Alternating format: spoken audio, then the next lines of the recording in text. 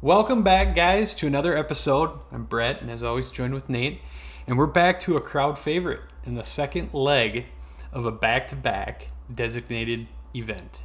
It's 2023 Genesis Invitational at the Riviera Country Club, hosted by none other than Tiger Woods. We'll talk about the course, all the field, the players, all that fun stuff, and everything you need to know in this week's event, and talk a little prize picks and how we did last week. But as always, Nate, why don't you kick us off with some of the info on the course? I've never been better, Brett. Thanks for having me. Wait, you didn't ask that. That's no, never mind. Okay. I thought you were gonna at least ask how I am. Come on. How are you, best bud? I've never been better. Thanks for having me. The tour's back to California, man. There is such a fascination with California. We left for a little bit, went to the desert out in Scottsdale last week, but right back to our nookie blankie, California, where we've held like 4 of the last 5 or something. So, but we love this course. We love Riviera. It is also known as Hogan's Alley. Something worth noting there. One of 2 courses that hold that nickname, which sort of minimizes the effect of that. But Hogan's Alley, because Ben Hogan won there 3 times in 1 year. There's a whole story there. In fact, if you want the story, go check out my Substack. I wrote a newsletter on it. Be posted while you're seeing this as early as 7 a.m. on Thursday. That'll be posted Thursday in the afternoon, probably about 2 o'clock. So go check that out for that full story. But yeah, it is host of the 2028 Summer Olympics in LA, over in China in 2020. They built the course for that one. Riviera is just going to play host to that event, which is kind of a cool thing. It has held 3 majors: the 1948 U.S. Open, the 83 and 95 PGA Championships. It also held the USAM in 2017. It's kind of packed in there in this neighborhood, so it doesn't have sort of that same aesthetic appeal, but nonetheless, the players love it. Everyone loves it. And I don't know if you got the picture right now, looking up at the clubhouse from the 18th fairway. I mean, is there much better than that? I mean, come on. That's 16th cool. hole at the Phoenix Scottsdale Yeah, TPC was pretty sick. That's true. That was a lot of fun. Last year, this event won by one of your guys, Joaquin Niemann, Mr. Liv, but he's not here to defend his title. So if you go to the power rankings here, which we'll share with you guys a little bit later, you'll see Max Skewed. Homa. You'll see Max Homa as the guy, because he won it 2 years ago too. Right, skewed because you can't have that's gonna be. It's weird to hear the commentators not talk about last year's winner, when it was Cam Smith or when it was Joaquin Niemann or any of these guys who are live now, like, to not have don't them exist. there. It's just so weird to just pretend like they never exist. Yeah. They never existed. I don't know. It's just I don't love that, but I don't know how else you go about it. But you're right. 2021, Max Homa. He is a local kid, lives in Scottsdale now, but grew up something like 20 minutes from Riviera. So used to come here as a kid. It was a huge deal for him to win in 2021. Kind of one that has always been on his bucket list. And you kind of teased that a little bit. Why don't you talk a little bit about power rankings? Yeah, so power rankings starting off, obviously, some of the names that we've seen over the last tournaments here are still up in the top 5 here. Number 1 being Max Homa. Perhaps the best thing about how he lines up at Riviera is that he was spared the stress of contending at TPC in Scottsdale. And I don't know if you remember him standing that bunker shot, and he hit that thing and it just not good. Just whipped his club. It was so good. Flung his club. Yeah, so good to see. And then some of the the trolls on the just going after him because, oh my God, look at this guy throwing his club. It just shows that he's human, okay? I mean, I don't throw my clubs. I got a nice set of Hogans that I just bought and some pink G425s that I love to hit. I don't make enough money to be throwing my clubs around, you know? No, he just goes to the tour truck and gets a new one. Exactly. He won it in a come from behind fashion in the last one of 2021. So he's number one. Obviously, he has to be number one. And number two, I would like to push back on that. He does not have to be number one. As much as I'm a Max Homa guy, can John Rahm get some love? Seriously. number two. Come on. He's up there every tournament, but he's not closing out the deal. I don't know. 4 of the last 7 feels like he can close the deal. Maybe at Arnold Palmer. Okay, you're not gonna like this. You're not gonna like this, but okay. We got to give the guy that won it 2 years ago some credit. Yeah. Because they can't put Joaquin Neiman in there. He's not there. He's not there. But Rahm's lighting the world on fire. God, come on. He's lighting the world on fire. Number 3 is an easy guess. Last weekend's tournament winner, Scotty Scheffler. Yeah. One in the world. Yeah. He leads the tour in bogey avoidance, and he's logged progressively better results at Riviera, punctuated by a T7 last year. So, very good. And then 4, kind of surprised for me. Not that surprised. I mean, a little bit. Tony Finau. Would love to see it. I just don't see him closing out events that are like this. He closes out like 3M Opens, where the field's a little bit skinnier. But that's why I said I'd love to see it. This would be a big boy win for him. It would be. I'd take the under on that.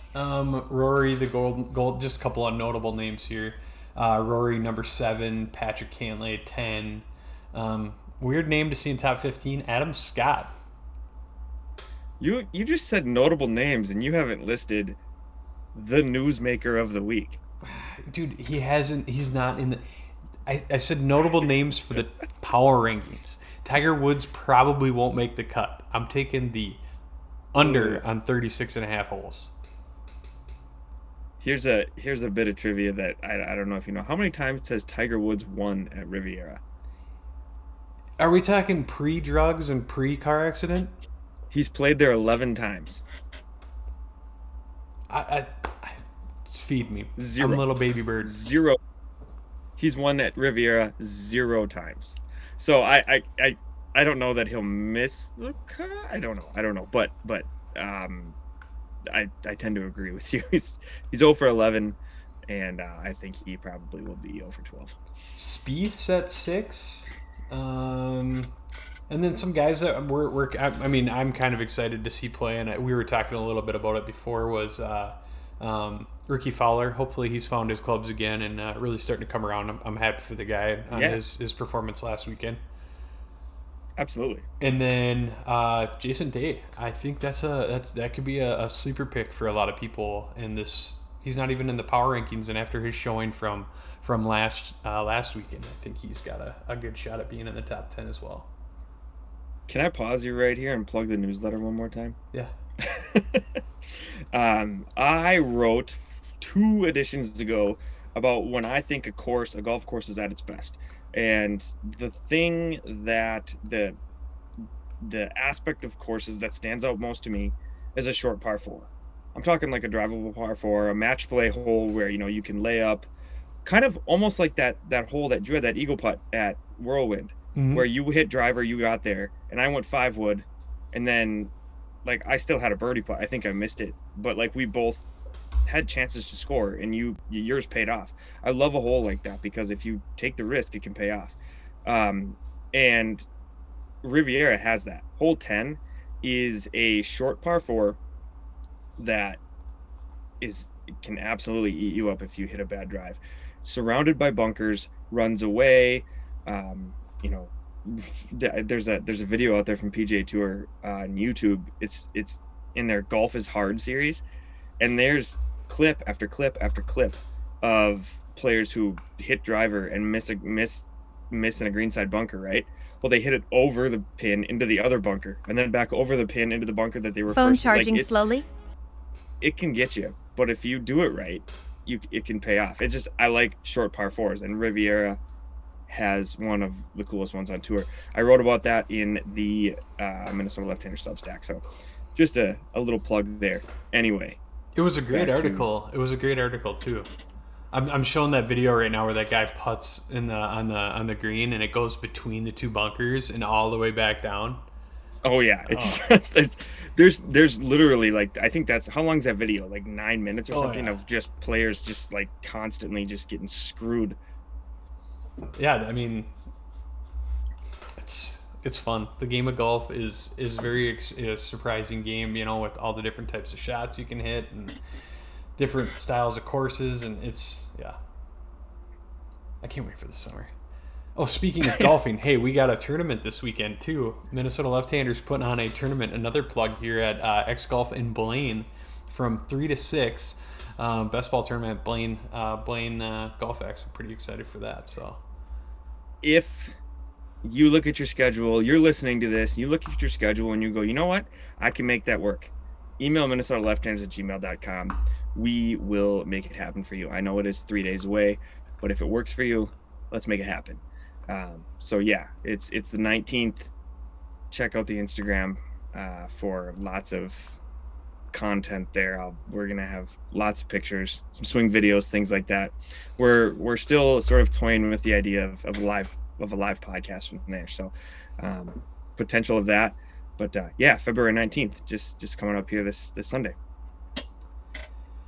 So some notable tee times. You know, we were kind of looking at the tee times on Twitter here. Zalatoris is going off early. Max Homa is going off early. Finau off early. Rahm off early. Those guys, it looks like they're all going off.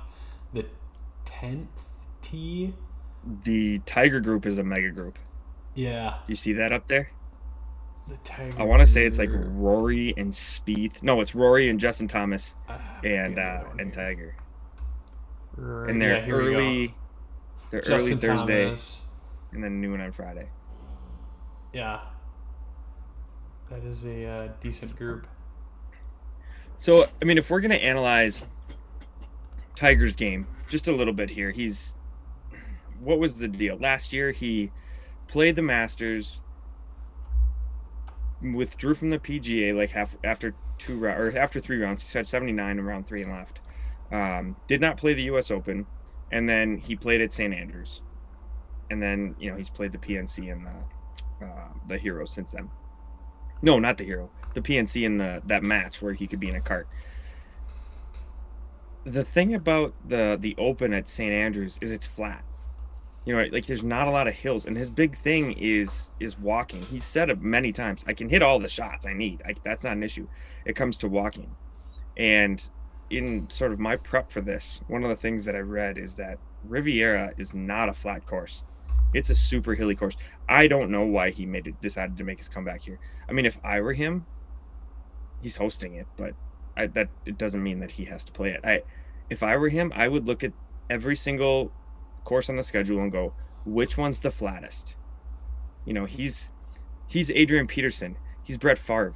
He doesn't need training camp. He doesn't need to show up for practice rounds and all this stuff. You just show up and try to win the thing. You know how to do it. Pick courses that suit your physical abilities at this point.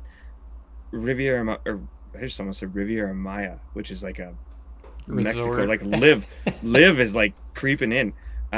Riviera Country Club is not that course. I don't know. Don't love this as his first start. Let's put it that way. So, with a new tournament comes some new PrizePicks, and we were kind of looking at it before, and we talked last week. You guys can, and I'll pull that up right now. We talked last week about we made 3 bets. We picked 6 golfers. It's kind of our betting strategy. And with the 6 golfers, we went Justin Thomas, Scotty Scheffler over the 16, 17, hole 16, 17, and 18. Put $10 on them. That was our only winning one out of the three. Justin Thomas, Scotty, they both they got one birdie and parred the rest at least. And then but it worked as a team, right? It wasn't like just Justin Thomas could do it. Like they both had to. Yep, they both had to do it. It's kind of like a parlay, but not really a parlay. So okay. And then so we picked 6 golfers and we got 4 out of the 6 right. Homa didn't show up. Surprise.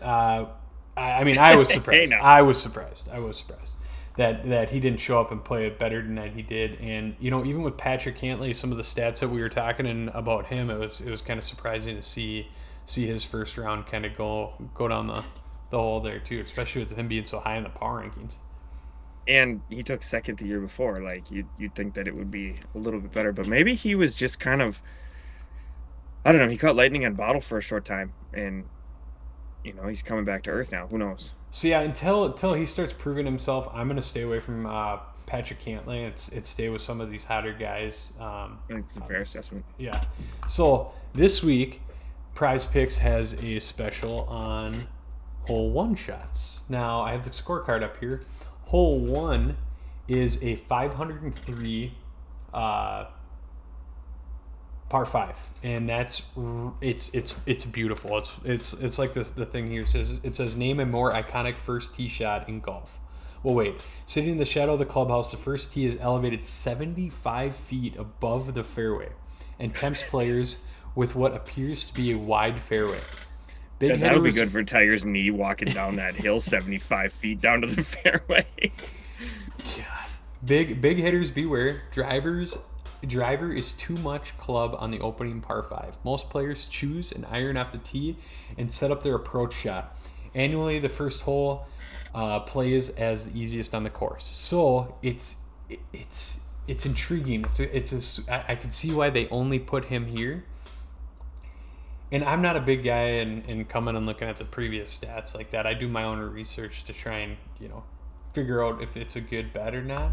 But Tiger Woods coming off of sitting for that long, for him to come out and birdie his first hole, I don't know, man. I think that's an over bet in my mind.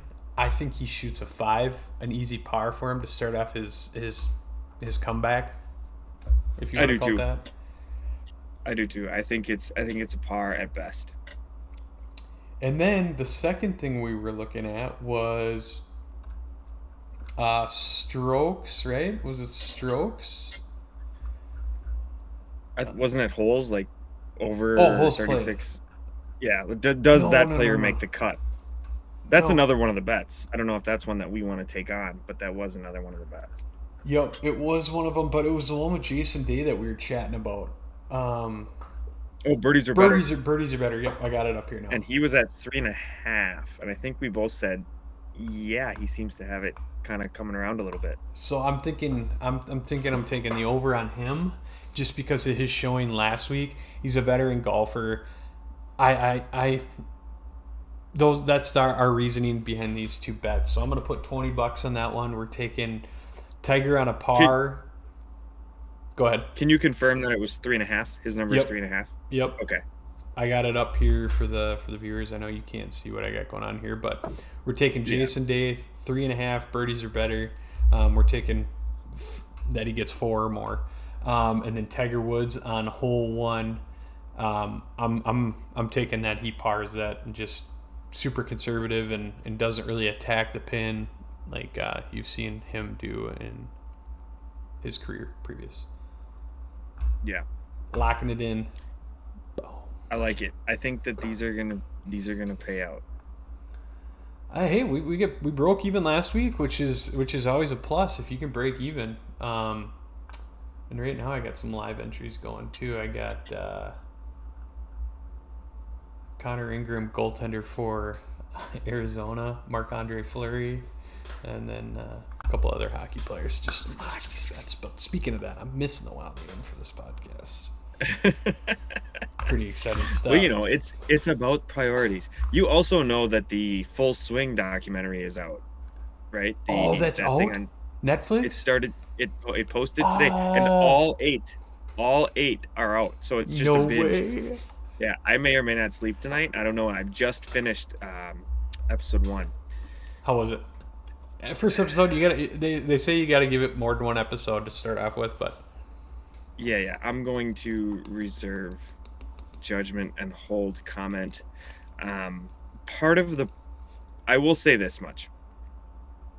Part of the thing for both you and I is that we are fairly involved in the game of golf. Like, just because we do this podcast, we read stuff. We know some stuff that's going on, and they break it down as though for the average Netflix viewer who may have stumbled on this and doesn't oh really? know a ton of golf. Like, it's still Yeah. some inside, sort of some footage that we would never see. I'm excited for the some back mic'd and up forth. in the Yeah, like, it's still kind of conversations. cool. But they like flash stuff in the first episode here that's like, a birdie is when you get one better than par. And like, a No par way. is the expected score on a hole. Like, it's just, I don't know. Like, but they have to do that. I get that. But there's still some, just some behind the scenes stuff that I think is pretty entertaining. Yeah. Well, I think that's everything, man. That was a short episode, and we got through a lot of information, so can't complain Yeah, with that. can I preview next week just a little bit? Because next week, I mean, it's going nuts on the PGA Tour. You've got designated event last week at Scottsdale, where obviously the biggest party on tour. Then back to back here, Riviera, Tiger, and all this.